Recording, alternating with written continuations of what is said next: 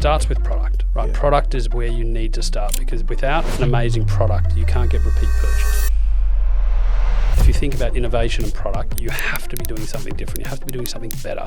The whole thing is brand, because at the end of the day, if you don't make a customer feel great about what you do, when you launch a new product, Krilla had my trust on product one. I love that brand, love what they did. They did that cool event. I went there, I saw them here. They did a product collaboration with this other brand I love. That's my brand now.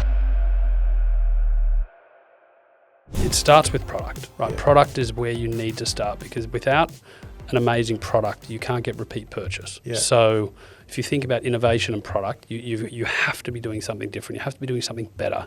But there is plenty of great, there's rooms of scientists of people that are coming up with better products. If we just think about nutrition, you can create better tech, better product, but you have to, for the longevity and to bring it to market long term to get repeat purchase.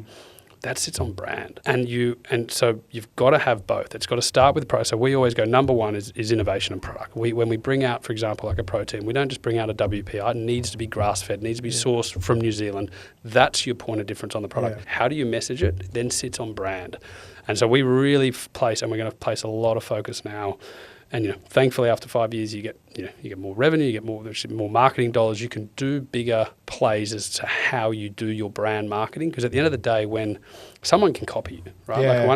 Eventually there'll be another product that looks exactly the same, and it will be my brand versus your brand. Yeah. So I saw this firsthand as to, it was my own teammates, for example.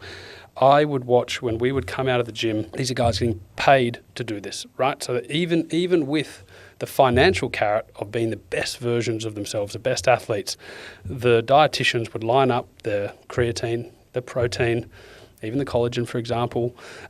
Those products always sat in sports nutrition packaging. Yeah. It was black. It looked great. Yeah. Players loved it. It made them feel special. Yeah.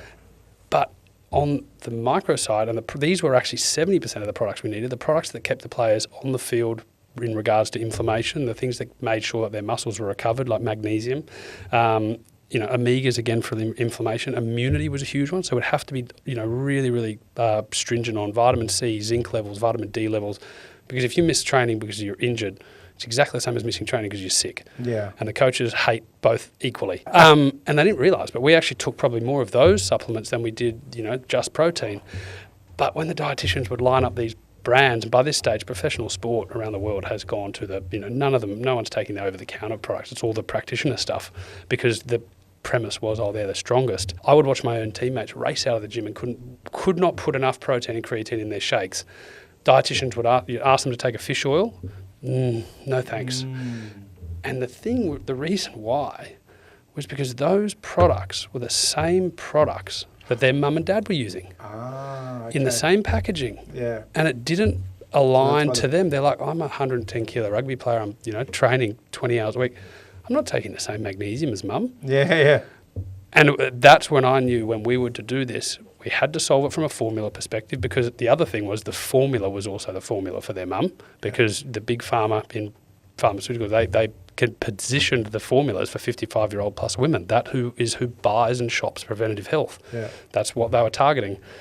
I knew we could solve the product, but it was actually the brand. How do we create this side of the ledger to match and get them to feel like it was the black and the black and colourful but then what we took the bet on was, and that's why our packaging's all been very deliberate. It's glass. It's quite minimal. We needed to make sure we then didn't alienate that wellness consumer and that potential female performance consumer, like a lot of the sports nutrition brands had. So, and that is all brand. The whole thing is brand, because at the end of the day, if you don't make a customer feel great about what you do, they're not going to stay. When you launch a new product, they're not going to. They won't be that feeling that now Krilla had my trust on product one. I love that brand, love what they did. They did that cool event. I went there. I saw them here. They did a product collaboration with this other brand I love. That's my brand now. So then you can build that loyalty behind it.